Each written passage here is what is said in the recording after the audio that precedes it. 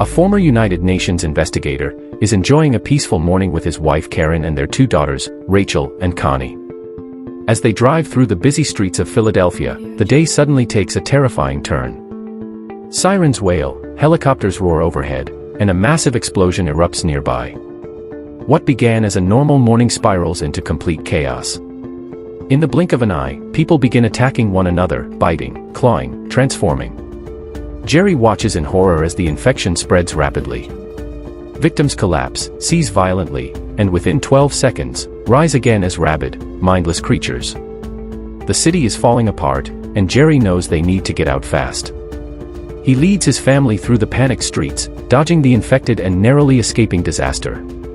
They find brief refuge in an apartment building, where they also encounter a frightened young boy named Tommy, whose parents were killed in the chaos. Gerry contacts Thierry, his former colleague at the United Nations, and secures a helicopter extraction. With zombies swarming below, the family, along with Tommy, is airlifted to safety. They arrive aboard the USS Argus, a U.S. Navy ship stationed in the Atlantic Ocean. On board, the military and global leaders are scrambling for answers. Dr. Andrew Fassbach, a virologist, believes the infection is a virus and that finding its origin is the key to stopping it. Thierry asks Gerry to accompany Fassbach on a global mission to trace the outbreak's source. At first, Gerry refuses, until he learns that if he doesn't help, his family will be removed from the safety of the ship. Left with no choice, he agrees. Their first stop is South Korea, where the first report of the outbreak surfaced. They arrive at Camp Humphreys, now nearly overrun. Fassbach, terrified, slips and accidentally shoots himself dead upon arrival, leaving Gerry to lead the mission. The base is dark, grim, and crawling with threats. At the base, they hear rumors of a clue in Jerusalem. A local had mentioned the city as being mysteriously prepared for the plague before it arrived. With few leads left, Gerry and Segen make their way there. In Jerusalem, Gerry meets Mossad agent Jürgen Wormbrunn, who explains that Israel intercepted early warnings and built a massive wall to protect the city. For a time, it worked. But the loud singing and celebrations of newly arrived refugees attract the infected outside.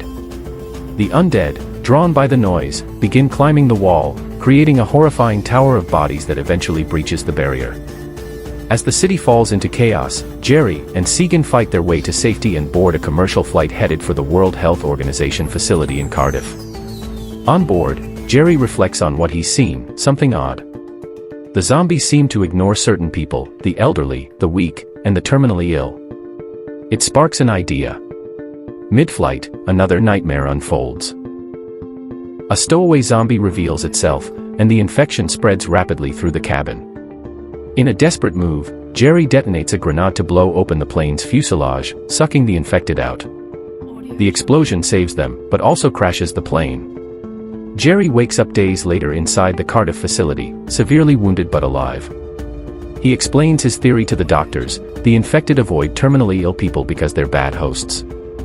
He suggests a radical solution, injecting himself with a curable virus to act as camouflage. The sample he needs is locked away in a section overrun with zombies.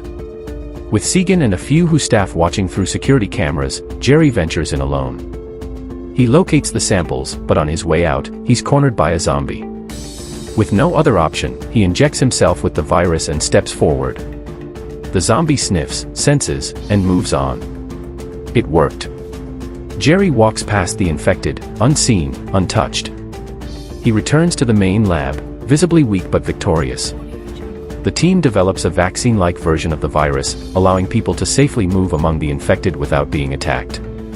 Gerry reunites with his wife, children, and Tommy, now living in a refugee zone in Nova Scotia.